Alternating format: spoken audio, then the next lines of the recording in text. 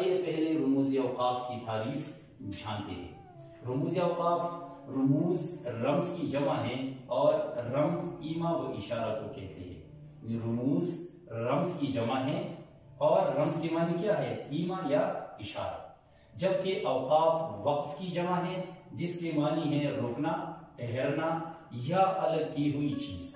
یعنی رموز اشارے کو کہتے ہیں یا ایما کو کہتے ہیں، جبکہ اوقاف یہ رکنے، ٹھہرنے یا الگ کی ہوئی چیز کے معنی میں آتے ہیں۔ یعنی اوقاف یا وقفے ان علامتوں کو کہتے ہیں جو ایک جملے کو دوسرے جملے سے، کسی جملے کے ایک حصے کو دوسرے حصے سے علیحدہ کرے۔ یعنی جو ایک جملے کو دوسرے جملے سے یا کسی جملے کے ایک حصے کو دوسرے حصے سے علیحدہ کرے تو ان کو اوقاف کہتے ہیں۔ گرامر کی اصطلاح میں ان علامتوں کو رموز اوقاف کہتے ہیں جو دو لفظوں، دو فقروں یا جملوں کو ایک دوسرے سے علیحدہ کرے۔ تحریر میں وقفہ یا ٹھہراؤ کے لیے مخصوص علامات لگائی جاتی ہے تاکہ مطلب واضح ہو سکے اور تحریر میں الجھاؤ پیدا نہ ہو۔ ان علامتوں کے استعمال سے قاری کو عبارت پڑھنے اور سمجھنے میں مدد ملتی ہے۔ ان علامتوں کا بڑا فائدہ یہ بھی ہے کہ ان کی وجہ سے نظر کو سکون ملتا ہے اور ذہن پر جملے یا جزء جملے کی اصل ماہیت کو جان لیتا ہے۔ یعنی اور ذہن ہر جملے یا جزء جملے کی اصل ماہیت کو جان لیتا ہے اور مطلب سمجھنے میں آسانی ہوتی ہے۔ اگر تحریر میں یہ علامات موجود نہ ہو تو پوری عبارت صرف مسلسل الفاظ کا ایک مجموعہ بن کر رہ جاتی ہے۔ جو علامتیں وقفوں کے اظہار کے لیے استعمال ہوتی ہے ان کے نام اور شکلوں کی تفصیل یہ ہے۔ تو آپ نے ملاحظہ کیا کہ رموز اوقاف اصل میں دو الفاظ ہے، رموز اور اوقاف۔ رموز رمز کی جمع ہے، اوقاف وقف کی جمع ہے، اور دونوں کے معنی آپ نے جان لیے اور اس کی اہمیت بھی آپ نے جان لی کہ ہم عبارت میں رموز اوقاف کیوں استعمال کرتے ہیں۔ اب آتے ہیں کہ ہم اس کی تفصیل جانتے ہیں کہ یہ کون کون سی علامات ہوتی ہے اور کہاں کہاں پر ان کا استعمال ہوتا ہے۔ جو پہلی علامت ہے وہ ہے سکتہ، اور اس کی علامت یہ ہے جسے کھاما کہتے ہیں۔ یہاں پر یہ اس کی علامت ہے۔ یہ کہاں پر استعمال ہوتی ہے یہ علامت؟ ملاحظہ کیجئے، یہ سب سے چھوٹا وقفہ ہوتا ہے جو ان موقعوں پر استعمال ہوتا ہے۔ نیچے اس کی تفصیل ابھی آ رہی ہے کہ کہاں کہاں پر سختی کی علامت استعمال ہوتی ہے۔ الف، جملوں میں 3 سے زیادہ ناموں یا چیزوں کا ذکر ہو۔ اگر 3 سے زیادہ چیزوں کا ذکر کسی جملے میں آ جائے تو وہاں پر اس علامت یعنی سکتہ کا استعمال کرنا ضروری ہے۔ جیسے آپ دیکھیں، اسلام آباد، لاہور، کراچی، پشاور، کوئٹہ وغیرہ پاکستان کے مشہور شہر ہے۔ آپ نے ملاحظہ کیا اسلام آباد اس کے بعد یہ علامت لگائی گئی ہے سکتہ کی، پھر لاہور کے بعد، پھر کراچی کے بعد، اسی طرح پشاور کے بعد، اور یہاں وغیرہ لکھا ہوا ہے تو یہاں ضرورت نہیں ہے۔ لیکن یہ یاد رکھیے کہ اس سے پہلے اکثر یہ ہوتا ہے کہ جو آخری لفظ آتا ہے لوگ اس سے پہلے اور لگاتے ہیں۔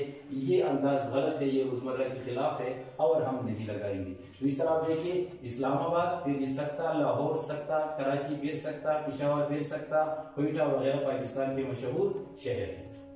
بے نمبر، ندائیہ جملوں کے بعد جیسے ندائیہ کو آپ جانتے ہیں، جیسے اے بھائیوں، بہنوں، ہم وطنوں اور دوستوں۔ اب دیکھیں، اے بھائیوں اس کے بعد یہ علامت ہے، پھر بہنوں اس کے بعد ہے، پھر ہم وطنوں یہاں پر لکھا اور آخر میں کیا ہے، اور دوستوں۔ تو اسی طرح یہاں پر یہ علامت استعمال ہوتی ہے۔ پھر آتے ہیں جیم نمبر۔ تو جیم نمبر مختلف جوڑوں کے درمیان بھی یہ علامت لگائی جاتی ہے، جیسے صبح ہو کے شام۔ دیکھیں، صبح شام ایک جوڑا ہے، صبح ہو کے شام کے لیے علامت لگائی گئی ہے سختی کی۔ سفر ہو کے حضر، پھر یہ علامت سختی کی لگائی گئی ہے۔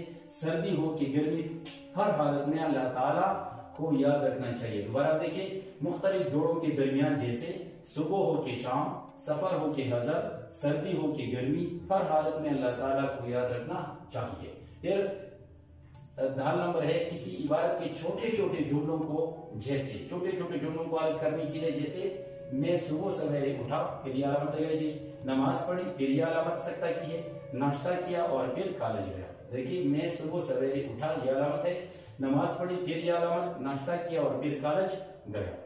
ہاں نمبر ہے کسی جملے میں چیزوں یا اجزاء کی تفصیل بیان کرتے وقت جیسے یہ بھی علامت لگاتے ہیں. سال میں 4 موسم ہوتے ہیں، مثلا سردی یہ علامت ہے، گرمی یہ علامت ہے، خزاں یہ علامت ہے، بہار. اب دیکھیں سال میں 4 موسم ہوتے ہیں، مثلا سردی، گرمی، خزاں، بہار. تو ان موقعوں پر یہ علامت لگائی جاتی ہے، یہ عبارت میں لگانا ضروری ہے. دوسری علامت ہے وقفہ کی، اور وقفہ کی علامت کی شکل یہ ہے کہ ایک ڈاٹ ہے اور اس کے اوپر ایک کاما، یہ اس کی علامت ہے. یہ علامت 70 سے زیادہ ٹھہراؤ کے لیے ان موقعوں پر استعمال ہوتی ہے. یہ علامت چونکہ 70 سے زیادہ ٹھہراؤ کے لیے آتی ہے، لہذا یہ موقع ایسے ہے کہ وہاں پر یہ علامت استعمال ہوتی ہے. جیسے الف جملے کے لمبے لمبے اجزاء کو الگ کرنے کے لیے، جیسے آج ہم مسلمان ہیں، روحانی ترقی سے تو محروم ہیں ہی. پھر آپ دیکھیں یہ علامت یہاں پر لگائی گئی ہے، وقفے کی علامت. یہ 70 سے زیادہ ٹھہراؤ ہے، مالی ترقی سے بھی دور ہے. پھر اب دیکھیں آج ہم مسلمان ہیں، روحانی ترقی سے تو محروم ہیں ہی. پھر یہ علامت مالی ترقی سے بھی دور ہیں. بے نمبر جہاں جملوں پر زیادہ تاکید دینا مقصود ہو، یعنی جہاں جملے پر زور دیا جاتا ہے وہاں پر بھی یہ علامت لگائی جاتی ہے. جیسے جو کرے گا سو پائے گا، پھر یہ علامت ہے. اب دیکھیں یہ وقفے کی علامت، جو بوئے گا سو کاٹے گا. اب دیکھیں جو کرے گا سو پائے گا، پھر یہ علامت جو بوئے گا سو کاٹے گا. یا یہ مثال بھی ہے کر سیوا کا میوہ. کر سیوا یہ علامت لگائی ہے، پھر کا میوہ ان دونوں کے درمیان. اسی طرح جیم نمبر جن جملے کے بڑے بڑے اجزاء کے درمیان ربط پیدا کرنے والے الفاظ آئے، وہاں ذہن کو سمجھنے کا موقع دینے کے لیے ان لفظوں سے پہلے وقفے کی علامت لگائی جاتی ہے. اس طرح لگائی جاتی ہے. پھر آپ دیکھیں جن جملوں کے بڑے بڑے اجزاء کے درمیان ربط پیدا کرنے والے الفاظ آئے، وہاں ذہن کو سمجھنے کا موقع دینے کے لیے ان لفظوں سے پہلے وقفے کی علامت لگائی جاتی ہے. جیسے چونکہ فرحان کو اپنی ذمہ داری سنبھالنے سے قبل ہی دوسری اچھی ملازمت مل گئی. پھر آپ دیکھیں یہ علامت لگائی گئی ہے، اس لیے پہلی ملازمت چھوڑنے میں دقت نہ رہی، تاکہ ذہن سمجھ سکے کہ اس جملے کا مطلب کیا ہے. پھر دیکھیں چونکہ فرحان کو اپنی ذمہ داری سنبھالنے سے قبل ہی دوسری اچھی ملازمت مل گئی. پھر یہ علامت اس لیے پہلی ملازمت چھوڑنے میں دقت نہ رہی. دال نمبر جس جملے کے بعض ایسے حصوں کو ایک دوسرے سے الگ کرنا پڑے جن میں اندرونی طور پر سکتہ موجود ہے، ان کے اندر اگر سکتہ موجود ہے تو ایسی صورت میں وقفہ لایا جاتا ہے. مثلا پشاور، پھر آپ دیکھیں یہ سکتہ ہے مردان، پھر سکتہ مانسہرہ اور سوات. پھر یہاں پر سکتہ لگایا گیا خیبر پختونخوا. پھر یہاں دیکھیں یہ وقفہ کی علامت ہے، یہ سکتہ سے زیادہ ٹھہراؤ ہے. اور لاہور، فیصل آباد، سیالکوٹ اور ساہیوال پنجاب کے مشہور شہر ہیں. اپنے دیکھ لیا پشاور، مردان، مانسہرہ اور سوات، خیبر پختونخوا اور لاہور، فیصل آباد، سیالکوٹ اور ساہیوال پنجاب کے مشہور شہر ہے. اگر یہاں آپ اور نہیں لگاتے تو بھی اس کی ضرورت نہیں ہے. پھر اس طرح جملہ ہو جائے گا کہ پشاور، مردان، مانسہرہ اور سوات، خیبر پختونخوا، لاہور، پھر یہ علامت لگائیے لاہور، فیصل آباد، سیالکوٹ اور ساہیوال پنجاب کے مشہور شہر ہیں. یا یہ مثال بھی آپ ملاحظہ کر سکتے ہیں حالی کی مسدس یا گارے غالب. اب دیکھیں یہ درمیان میں ان کے اندر یہ سکتی کی علامت ہے. حالی کی مسدس پھر یہ سکتہ کی علامت ہے، یا گارے غالب پھر یہ سکتہ کی علامت ہے. مقدمہ شعر و شاعری یہ حالی کی کتابیں ہیں. پھر یہاں پر یہ وقفہ لگایا گیا ہے.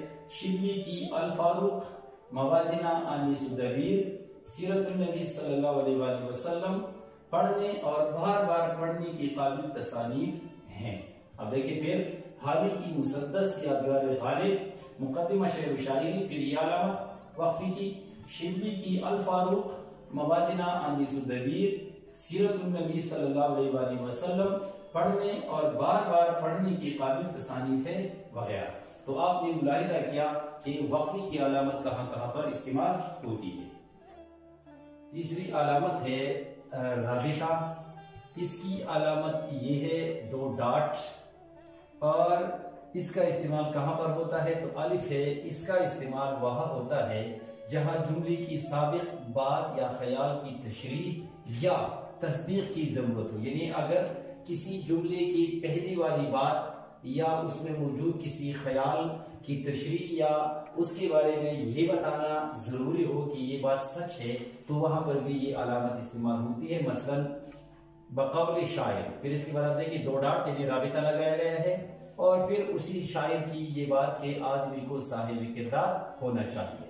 تو یہاں پر اس طرح اس کا استعمال ہوتا ہے. بے نمبر کسی مختصر مقولے یا کہاوت کو بیان کرنا ہو یا تمہیدی جملے کے بعد یہ علامت لگائی جاتی ہے.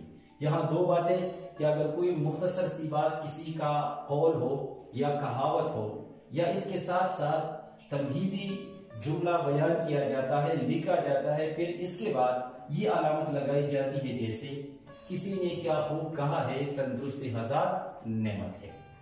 یہاں بھی آپ دیکھیں کسی نے کیا خوب کہا ہے، پھر یہ علامت لگائی گئی ہے اور پھر یہ قول لکھا گیا ہے تندرستی 1000 نعمت ہے.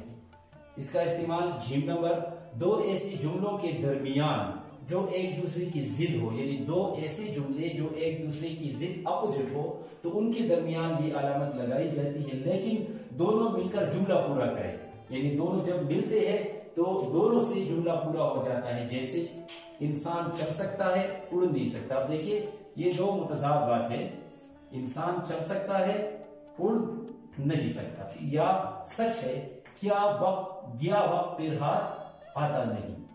سچ ہے کہ آپ دیکھیں یہاں پر یہ علامت لگائی گئی ہے گیا وقت پھر ہاتھ آتا نہیں. یہ رابطہ کی تفصیل تھی. اب چوتھی علامت ہے نمبر 4 تفصیلیہ. تفصیلیہ کی علامت یہ ہے 2 ڈاٹ اور 1 ڈیش. یہ لفظ تفصیل سے نکلا ہے جس کے معنی ہے تشریح یا فہرست. اس کے معنی کیا ہے؟ تشریح یا فہرست، یعنی کسی چیز کی وضاحت کی جو علامت لگائی جاتی ہے. یہ علامت وہاں لگائی جاتی ہے جہاں مثال، فہرست یا کوئی تفصیل بیان کرنی ہو. یہ 3 چیزیں، یعنی کوئی مثال دینی ہو، فہرست بیان کرنی ہو یا کسی چیز کی تفصیل، تو وہاں پر یہ علامت لگائی جاتی ہے. مثلا لائبریری کے لیے خریدی گئی کتابوں کی تفصیل یہ ہے، پھر آپ دیکھیں یہ علامت لگائی گئی ہے 2 ڈاٹ اور 1 یہ علامت ہے. دیوان غالب، کلیات اقبال، نسخہ ہائے وفا، آب گم وغیرہ. اور کسی عبارت میں مثال پیش کی جائے تو اس وقت بھی یہ علامت لگائی جاتی ہے کہ اگر کسی عبارت میں کوئی مثال ہو.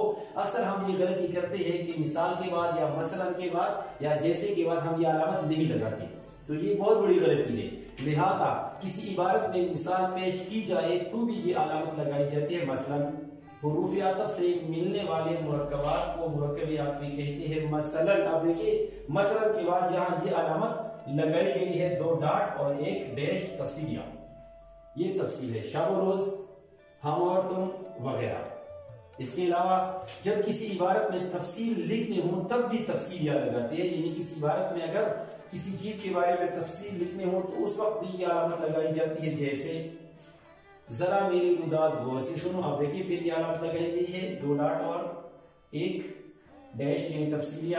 میں ٹھیک 9 بجے گھر سے نکلا، بس اسٹاپ پر کڑا رہا ڈاٹ ڈاٹ ڈاٹ، یعنی ابھی یہ بات جاری ہے. تو آپ نے ملاحظہ کیا کہ تفصیلیہ کسے کہتے ہیں اور اس کا استعمال کہاں کہاں پر ہوتا ہے. 5 نمبر جو علامت ہے وہ ہے ختمہ. ختمہ یہ 1 ڈیش کی صورت میں ہے. اسی طرح یہ علامت مکمل جملے کے خاتمے پر لگائی جاتی ہے. جب جملہ ختم ہو جاتا ہے، عبارت ختم ہو جاتی ہے تو اس وقت یہ علامت لگائی جاتی ہے. مثلا یہ دنیا دارالعمل ہے. آپ دیکھیں یہاں پر یہ علامت لگائی گئی ہے، یہ بات ختم ہو گئی. میں نے آج کا کام پورا کر دیا، یعنی یہ بات یہاں پر ختم ہو گئی تو جملے کے اختتام پر یہ علامت لگائی جاتی ہے یا عبارت کے اختتام پر. اس کے علاوہ مخففات کے بعد بھی یہ علامت لگائی جاتی ہے، یعنی جب ہم مختلف چیزوں کو مختصر طور پر بیان کرتے ہیں اور مخفف کی صورت میں لاتے ہیں تو وہاں پر بھی یہ علامت یعنی ختمہ کی علامت ضرور ہے. جیسے آپ دیکھیں PhD، تو ان کے درمیان آپ دیکھیں یہ علامت لگائی گئی ہے ختمی کی علامت. LLB، یہاں دیکھیں L کے بعد یہ علامت، پھر L کے بعد یہ علامت، پھر B یہاں پر لکھا ہوا ہے تو ان کے درمیان بھی یہ علامت لگائی گئی ہے وغیرہ.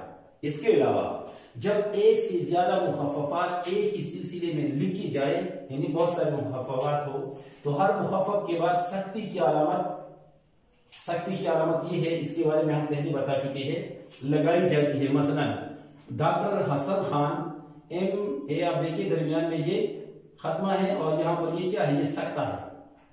PhD ان کے درمیان یہ ختمہ اور یہاں پر یہ کیا ہے، یہ علامت لگائی گئی ہے سختی کی.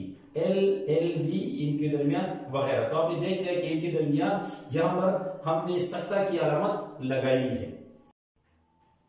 نمبر 6 علامت ہے سوالیہ، اور یہ تو بہت زیادہ آسان ہے کہ یہ علامت سوالیہ جملوں کے آخر میں لگائی جاتی ہے. مثلا تم کہاں رہتے ہو، تمہارا بھائی کیا کام کرتا ہے، وہ تمہارا کیا لگتا ہے. اس کی علامت یہ ہے، آپ دیکھیں، اور یہ علامت وہاں پر لگائی جاتی ہے جب کسی بات کے بارے میں پوچھا جاتا ہے، یعنی سوال کے بارے میں. نمبر 7 علامت ہے ندائیہ.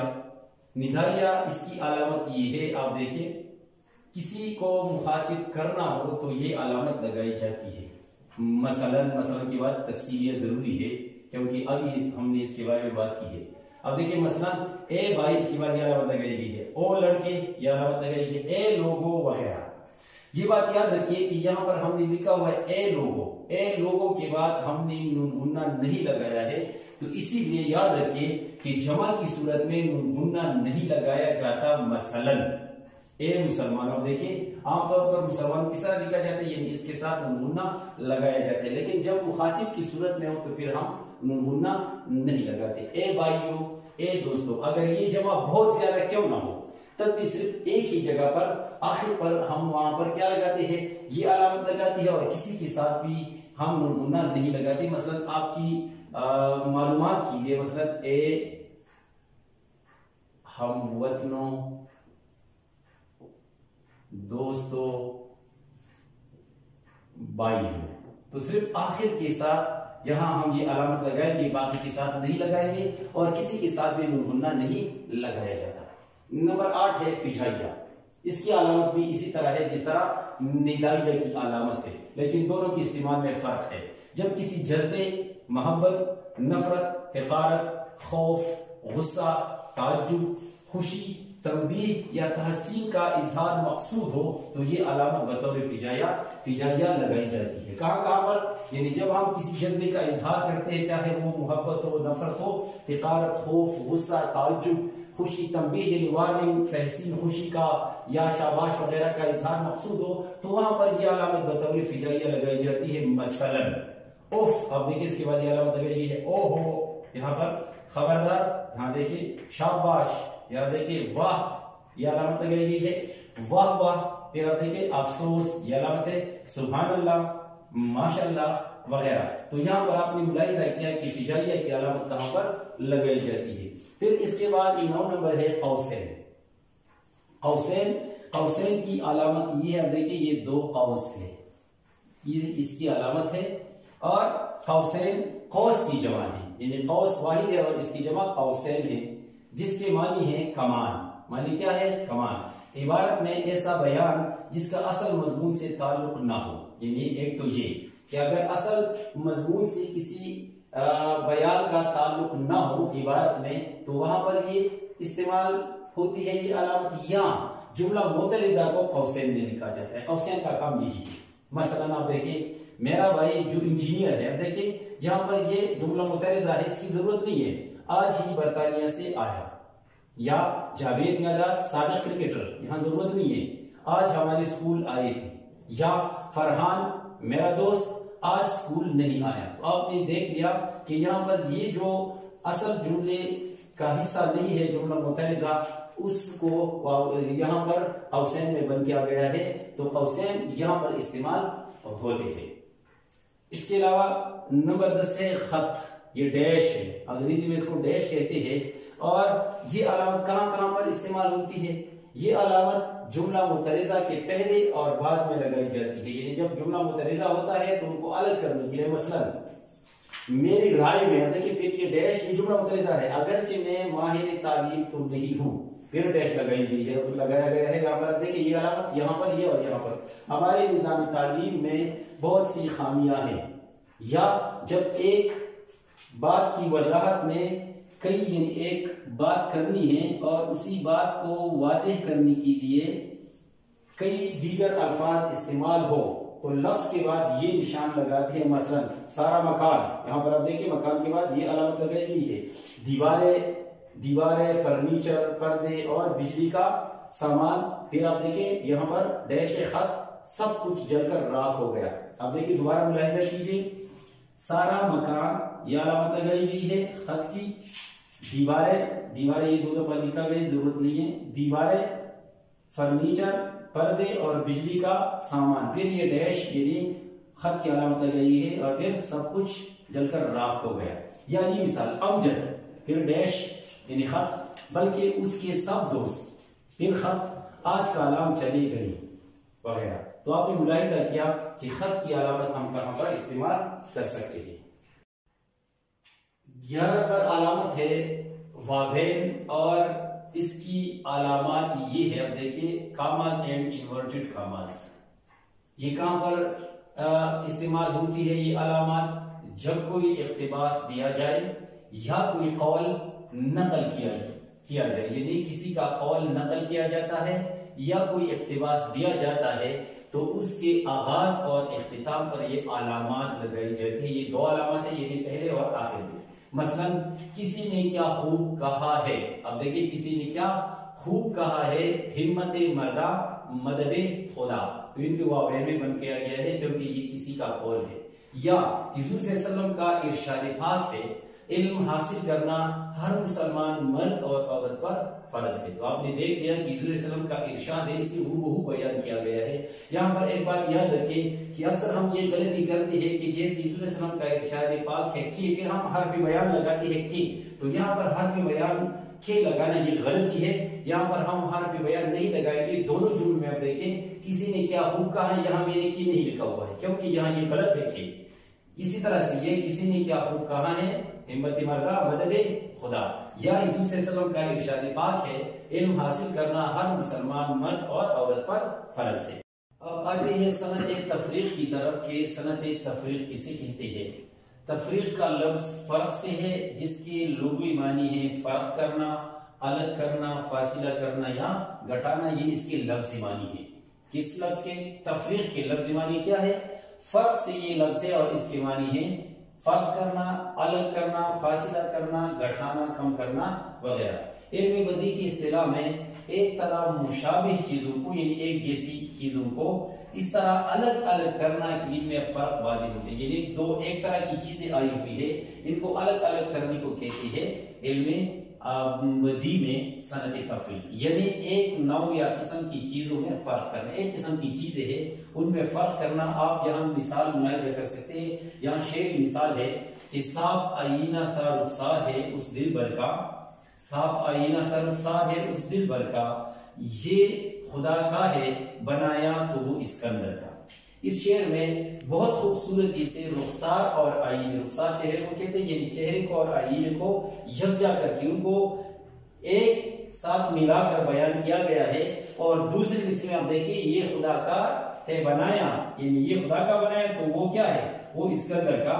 تو اور دوسری مصرے میں دونوں یعنی آئینہ اور رخسار کا فرق واضح کیا گیا ہے کہ دونوں میں کیا فرق ہے. یا یہ شعر آپ ملاحظہ کر سکتے ہیں، عشق میں نسبت نہیں بلبل کو پروانہ کے ساتھ، وصل میں وہ جان گئی ہجر میں جیتی رہی.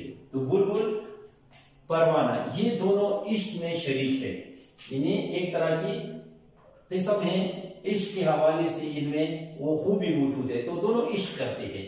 دونوں میں فرق کیا ہے؟ فرق یہ ہے کہ پروانہ وصل میں جان دیتا ہے، یعنی آپ دیکھیے کہ پروانہ کیا کرتا ہے، عشق میں نسبت نہیں بلبل کو پروانے کے ساتھ، وصل میں وہ جان دے. یعنی یہ پروانہ کیا کرتا ہے، وصل میں ملاقات میں اپنی جان دیتا ہے، کیونکہ جب یہ شمع کے پاس جاتا ہے تو وہاں اپنی جان دیتا ہے. اور بلبل ہجر میں جیتی رہتی ہے، یعنی وہ فراق میں، ہجر میں، جدائی میں جیتی رہتی ہے. تو دونوں میں آپ نے ملاحظہ کیا کہ دونوں میں فرق کیا ہے کہ پروانہ وصل میں جان دیتا ہے اور بلبل ہجر اور فراق میں بھی جیتی رہتی ہے، زندہ رہتی ہے. اگر محاورہ کے حوالے سے سوال آ جائے کہ محاورہ کسے کہتے ہیں تو آپ اس طرح لکھیں کہ دو یا دو سے زیادہ الفاظ کا مجموعہ جو اہل زبان کی بول چال کے مطابق ہو اور حقیقی معنی کی بجائے غیر حقیقی یا مجازی معنی میں استعمال ہو تو اسے محاورہ کہتے ہیں یا تو محاورہ کہلاتا ہے۔ اس کی تعریف یہ ہے کہ یہ روزمرہ کی تعریف ہے، دو یا دو سے زیادہ الفاظ کا وہ مجموعہ جو اہل زبان کی بول چال کے مطابق ہو اور مجازی معنوں میں استعمال ہو تو اسے روزمرہ کہتے ہیں۔ یہ روزمرہ کی تعریف ہے، اور یہ محاورہ کی تعریف ہے کہ دو یا دو سے زیادہ الفاظ کا مجموعہ جو اہل زبان کی بول چال کے مطابق ہو اور غیر حقیقی یعنی مجازی معنی میں استعمال ہو تو وہ محاورہ کہلاتا ہے۔ یہاں آپ مثالیں ملاحظہ کر سکتے ہیں، جیسے روٹی کھانا یہ روزمرہ ہے اور قسم کھانا یہ محاورہ ہے، کیونکہ کھانے کا مطلب یہ ہے کہ کوئی چیز اپنے ہاتھ سے اتار کر اپنے میرے تک پہنچانا ہوتا ہے، تو کوئی قسم اٹھا کر اسی طرح کھا کر اپنے میرے تک نہیں پہنچاتا، جبکہ روٹی کھا کر میرے تک پہنچاتا ہے۔ اسی طرح پیسے گننا اور تھالی گننا، پیسے گننا یہ کیا ہے؟ یہ روزمرہ ہے، اور تھالی گننا تھالی کوئی گن نہیں سکتا، یہ محاورہ ہے۔ بچوں سے باتیں کرنا یا یہ روزمرہ ہے، یا آسمان سے باتیں کرنا یہ محاورہ ہے۔ تو اگر روزمرہ کی تعریف آ جائے تو آپ اس طرح کر سکتے ہیں، یہ مثالیں دے سکتے ہیں۔ اگر محاورہ کی تعریف آ جائے تو آپ اس طرح کر سکتے ہیں۔ اگر دونوں میں فرق آ جائے تو پورا سوال آپ لکھیں اور اس طرح ان کی یہ مثالیں آپ لکھ سکتے ہیں۔ قافیہ اور ردیف کی طرف کہ قافیہ اور ردیف سے مراد کیا ہے؟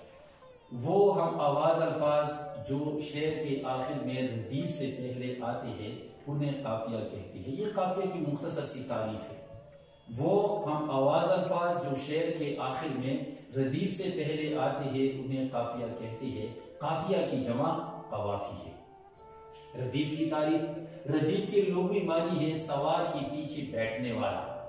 ردیف کے لغوی معنی ہے سوار کے پیچھے بیٹھنے والا، جبکہ اصطلاح میں ایک لفظ یا الفاظ کا وہ مجموعہ جو شعر میں قافیہ کے بعد جھوکی تو دہرایا جاتا ہے۔ جھوکی تو اس کے لیے ضروری ہے، بالکل مینوان اسی طرح، اس میں کوئی تبدیلی نہیں ہوتی، وہ ردیف اسے پھر ردیف کہتے ہیں یا ایسا مجموعہ ردیف کہلاتا ہے۔ وہ ہم آواز الفاظ جو شعر کے آخر میں ردیف سے پہلے آتے ہیں انہیں قافیہ کہتے ہیں، اور قافیہ کی جمع قوافی ہے۔ ردیف کے لغوی معنی ہے سوار کے پیچھے بیٹھنے والا، جبکہ اصطلاح میں ایک لفظ یا الفاظ کا وہ مجموعہ جو شعر میں قافیہ کے بعد جھوکی تو دہرایا جاتا ہے ردیف کہلاتا ہے۔ مثلا دل نادا تجھے ہوا کیا ہے، آخر اس درد کی دوا کیا ہے، ہم ہیں مشتاق اور وہ بیزار، یا الہی یہ ماجرا کیا ہے۔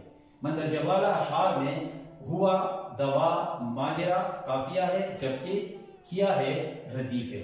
تو اس طرح اگر قافیہ کی تعریف آ جائے، قافیہ کے حوالے سے سوال آ جائے کہ قافیہ کسے کہتے ہیں، تو آپ یہ مختصر سی تعریف کریں اور پھر یہ دو اشعار دے کر اس کی ہی مثالیں آپ دے سکتے ہیں، جیسے ہوا، دوا اور ماجرا۔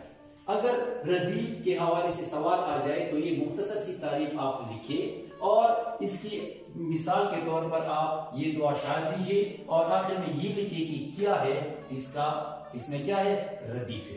تو آپ نے قافیہ اور ردیف کی تعریف جان لی، اس کی مثالیں بھی آپ نے ملاحظہ کی۔ اب آتے ہیں مطلع اور مقطع کی طرف۔ مطلع کسے کہتے ہیں؟ مطلع کے لغوی معنی ہے نکلنے کی جگہ، یعنی جہاں سے کوئی چیز طلوع ہوتی ہے۔ جہاں سے کوئی چیز طلوع ہوتی ہے تو لغوی معنی میں اسے کہتے ہیں مطلع۔ اصطلاح میں غزل یا قصیدے کے پہلے شعر کو مطلع کہتے ہیں۔ اصطلاح میں مطلع کسے کہتے ہیں؟ اصطلاح میں غزل یا قصیدے کے پہلے شعر کو مطلع کہتے ہیں۔ مطلع کے دونوں مصرے ہم قافیہ اور ہم ردیف یا صرف ہم قافیہ ہوتے ہیں، یعنی بعض مطلع ایسے ہوتے ہیں کہ جن میں ردیف کی ضرورت نہیں ہوتی، ہاں قافیہ اس کے لیے ضروری ہے۔ مثلا غالب کی غزل کا مطلع ہے دل نادا تجھے ہوا کیا ہے، آخر اس درد کی دوا کیا ہے، کیونکہ اس شعر سے غالب کی اس غزل کا آغاز ہوا ہے، تو پہلے شعر کو کیا کہتے ہیں؟ وہ مطلع کہتے ہیں۔ اسی طرح مقطع کی طرف آتی ہے کہ مقطع کسے کہتے ہیں؟ مقطع کی لغوی معنی ہے قطع کرنے یا کاٹنے کی جگہ یا ختم کرنا، یعنی کوئی چیز ختم کرنا یا وہ جگہ جہاں پر کسی چیز کو ختم کیا جاتا ہے، کسی چیز کو کاٹا جاتا ہے، اسے کہتے ہیں مقطع۔ اصطلاح میں غزل کے آخری شعر کو مقطع کہتے ہیں، جس میں عموماً شاعر اپنا تخلص استعمال کرتا ہے۔ یاد رکھیے کہ اگر اس میں شاعر کا تخلص نہ ہو تو پھر اسے مقطع نہیں کہتے۔ مقطع کے لیے ضروری یہ ہے کہ اس میں شاعر کا تخلص موجود ہو۔ مثلا کہے کیا جو پوچھی کوئی ہم سے میر، جہاں میں تم آئے تھے کیا کر چلے، اسی لیے اس شعر کو ہم کہتے ہیں کہ یہ میر کی